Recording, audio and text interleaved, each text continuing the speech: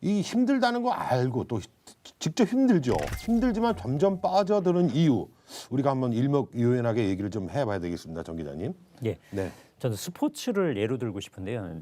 저 이렇게 스포츠 보는 걸 굉장히 좋아하거든요. 이 프로야구 같은 거요. 네네. 그 보는 이유 나는 왜 이렇게 좋아할까? 거의 뭐 매일 봐야 되니까요. 그 시즌 때는 생각해 보니까 승부가 난다는 거예요. 네. 저의 인생은 어떻게 승부가 날지 잘 모르는 측면이 예, 있는데 미래에 집 불가죠. 스포츠는 그날 이기고 지고가 깔끔하게 결정이 돼요. 예. 그거를 신천지가 제공을 해주는 거예요. 너가 지금 힘들고 혹사당하고 매일 김밥 한 줄 먹으면서 하루 종일 포교하러 다니고 스피치 훈련하고 말씀 테스트 받고 새벽에 잠자서 새벽에 일어나요. 4시간, 5시간 자면 많이 자는 거예요. 고3처럼 살아요. 근데도 불구하고 고3처럼 살 수 있는 이유는 뭐냐면 2, 3년 내에 역사가 이루어진다. 끝난다. 이거거든요. 그리고 너는 새로운 몸을 받을 거야. 0과 6이 합체돼서 새로운 몸을 받을 거니까 지금 몸을 막 굴려도 난 새 몸 받을 건데라는 착각 속에 사는 거예요. 그것이 결국 승부날 수 있는 그것도 2, 3년 내에 승부가 난다는 마치 스포츠와 같은 결정론 그것이 저는 힘들지만 네. 빠져갈 수밖에 없는 이유라고 설명드리고 싶고요. 군중 심리도 한몫합니다. 네네. 아까 그 뉴욕 스퀘어 강당에 광고 나오죠. 그리고 뉴욕 타임즈에 광고 나오죠. 그걸 보면서 아 나만 지금 있는 게 아니고 세계인들이 지금 인정하고 있구나라는 위안을 받는 거예요. 네네네. 그리고 서울대, 연고대, 스카이 졸업한 사람들 외국어 막 5개 하는 친구들 널렸어요. 많아요. 신천지 안에 이런 실력자들이요. 네네. 군중 심리가 있는 거죠. 아 잘못된 게 아니구나. 그걸 통해서 점점 깊게 빠져간다라고 좀 보고 싶습니다. 저렇게 똑똑한 사람들이 여기 안에 있는데 그렇죠. 이거는 난 잘 된 거지라는 예, 생각을 할 수도 내 있겠네요. 선택이 옳다라고 이제 옳다는 생각할 생각을 겁니다. 할 수가 있겠네요. 제가 중독을 공부하면서 되게 재밌는 현상을 발견했는데 사람들이 중독에 빠지는 가장 큰 이유 중에 하나가 착각이라 그러더라고요. 그러니까 담배를 예를 들면 우리 인생의 첫 담배가 기자님 쓰셨습니까? 다셨습니까? 아 썼죠. 그죠? 네. 달면 병원 가야 됩니다. 인생의 첫 담배는 써요. 그러니까 사람들이 거기서부터 착각을 하죠. 나는 이걸 조절할 수 있다. 기흡연자의 80%가 10대 때부터 담배를 핀 사람들이라 그러더라고요. 그러니까 미국의 주요 담배 회사들은 과거에 10대를 대상으로 마케팅을 했죠. 너무 잘하는 거죠. 그러니까 사람들이 난 이거 끊을 수 있어라고 하는 게 스스로 이게 제어가 안 되고 결국은 깊이 빠져버리는. 사이비 종교도 똑같더라고요. 나 관계해보고 충분히 빠져나올 수 있어라고 하는 그 큰 착각이 사람들로 하여금 계속해서 거기에 빠지게 만드는 하나의 큰 착각이었다라는 것을 우리가 조금 기억하면 좋을 것 같습니다. 네. 네.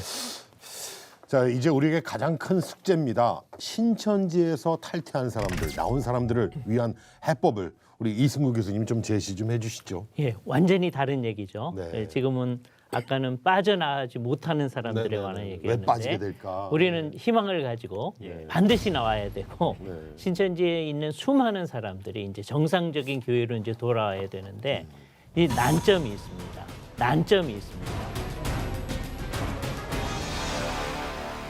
그러니까 신천지였는데요. 이제 이 교회로 나오고 싶습니다. 그러면 전부 다 색안경 끼고 이제 보잖아요. 예. 왜냐하면 지금 현재 교회에서 이제 신천지 아웃 운동을 한참 해왔거든요. 네. 그리고 지난 몇 년 동안 신천지에서 열심히 교육을 받았어요. 그리고 이게 쉽게 빠지지는 않습니다. 따라서 이제 정상적인 교회로 가려면 몇 가지 단계가 필요하다고 생각되었습니다. 그러니까 기독교 연합기관 같은 데서 신천지에서 나온 사람들을 위해서 일종의 신학교 비슷한 기관을 만들어요. 신학교는 아닌데 왜냐하면 이 사람들이 사역자가 될 거 아니거든요.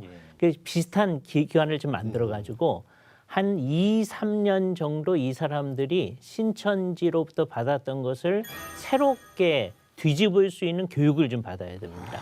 그러니까 이 첫 번째 단계는 예를 들어서 신천지에서 나오셔서 신천지가 잘못됐다는 것을 잘 드러내셨던 우리 신현웅 목사님 같은 분 또는 여태까지 이단에서 있던 분들을 개종시키는 데 역할을 했던 분들이 좀 구체적으로 담당을 하신 다음에 어느 정도 이 신천지물이 빠졌다라고 생각되어졌을 때 정통적인 입장이 무엇인지를 신학교 교수님들 같은 분들을 사용하셔서 교육을 한 다음에 일종의 이 사람들이 진짜 신앙을 고백한다라고 하는 것을 인증하는 어떤 역할을 좀 해줘야 될 거예요. 그래야 일반 교회에서 이 사람이 신천지였는데 우리가 받을 수 있다 이렇게 되어지지. 지금 현재 같아서는 신천지였는데 나 이제 이 교회 나오고 싶은데요. 그게 되게 어렵습니다. 왜냐하면 부담스럽죠. 우리 교회를 소위 산을 옮기기 위해서 오는 사람이면 어떡할까 이런 부담들이 있거든요. 그래서 공인된 기관이 좀 필요해서 이 사람들을 잘 교육시킬 수 있는 이런 기관들이 어쩔 수 없이 필요하게 된 과정이라고 생각을 해줍니다. 자칫 잘못하면 이 사람들이 거의 나중에 신학교로 갈 위험성도 있어요. 그렇게 되면 신천지 비슷한 이상한 사역자들이 이 세상에 많아지게 될 거예요. 그래서 이것을 막으려면 지금 제안하였던 이런 신천지에서 나온 사람들을 교육할 수 있는 어떤 특별한 교육의 기관, 교육의 기관이 필요하다는 말씀을 드리고 싶습니다. 네. 우리 정 기자님은 어떻게? 예. 신천지에서 나오고 나서 그 교수님 말씀하신 그 프로세스, 요 시간이 걸리거든요. 이걸 결코 아까워하지 않았으면 좋겠어요. 왜냐면 신천지는 사회적으로, 신앙적으로, 정서적으로 모든 면에서, 육체적으로 모든 면에서 지금 다운된 상태거든요. 네. 그러면은 바로 사회생활을 한다? 절대 저는 이분이 회복이 어려워질 거라고 생각을 해요. 그래서 이런 교리적인 그리고 성경적인 회심 필요하고요. 특별히 그 전 단계에 저는 이분들의 심리적, 육체적 회복이 좀 있었으면 좋겠어요. 신천지에 있다 나온 분들은 완전히 자기가 인생을 걸었던 그 모든 것이 사기탄이라는 걸 알고 딱 있으면 모든 것이 절망스러워요. 잊어버리고 싶으면 나 자신에 대해서, 구원에 대해서, 하나님에 대해서 아무것도 생각하지 않고 그냥 잊어버리고 사라지고 싶은 그 자살 충동이라든가 이런 것에 깊게 침잠돼 버려요. 그래서 어떤 분은 한 달 동안 그냥 술만 마시고 살았대요. 이 맨정신으로는 이 현상이 자기한테 이해가 안 되는 거예요. 맨날 술만 마셔야지 버틸 수 있는 거예요. 그러다가 알코올 중독자가 되게 되고 또 다른 중독으로 빠지고 그러거든요. 그래서 이게 지금 전인적으로 내가 망가져 있구나라는 걸 인식하고 육체적, 정신적, 정서적, 관계적 회복을 위해서 시간을 들이고 자기 자신을 위해서 좀 투자했으면 좋겠어요. 신천지에 빠졌을 때는 자기라는 자아를 정말 죽여야 될 몹쓸, 그리고 하나님 나라와 새하늘 새 땅을 이루기 위해서, 역사를 이루기 위해서 내 몸을 다 바쳐야 되는 소모품으로 생각했을 거예요. 이제 그 시각을 바꿔서 나를 고맙게 생각해 주고요. 하나님이 지으신 나라는 창조물을 귀하게 보면서 회복하는 그 시간을 많이 투자해 줬으면 좋겠어요. 그러면 이 기간은 길다 하더라도 사회로 회복할 수 있는 시간은 그만큼 짧아지고 건강해질 거라고 저는 생각해요. 아유, 참 안타깝습니다. 조민준 대표님도 네. 어떤 말씀을 해주시겠습니까? 사실 이거 교단 연합기구에서 해야 될 일이거든요. 이런 걸 해야 되는 거죠. 근데 좀 안타깝고 결정적으로 결국은 터전이 회복이 돼야 돼요. 그러니까 심리적으로도 회복이 되고 교리적으로도 회복이 되는데 결국 사람이라는 건 이 땅을 살아가야 되거든요.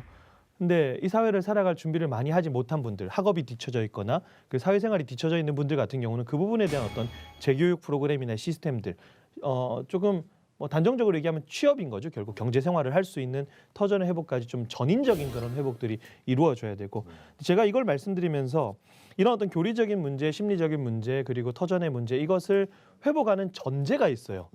이게 제일 중요하거든요. 공동체가 있어야 됩니다. 네네네. 중독은 혼자 절대 못 끊거든요. 사이비 종교도 절대 못 끊고 반드시 건강한 공동체가 있어야 된다는 거. 관련된 재미있는 실험이 하나 있는데 옛날에 중독 실험할 때 학자들이 전부 다 밀폐된 공간에다 쥐 한 마리 집어넣고 물과 마약을 줘요. 그럼 대부분 쥐들은 당연히 마약 먹고 마약 중독지가 돼서 죽게 되죠.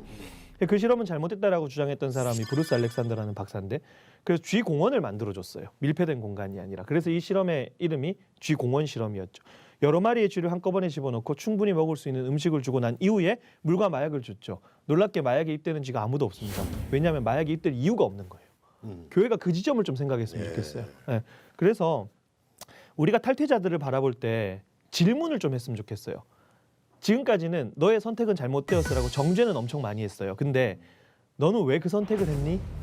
라는 질문만 좀 던져본다면 그 사람의 상황과 환경을 알 수 있을 것 같고 거기에 대한 도움들을 줄 수 있지 않을까?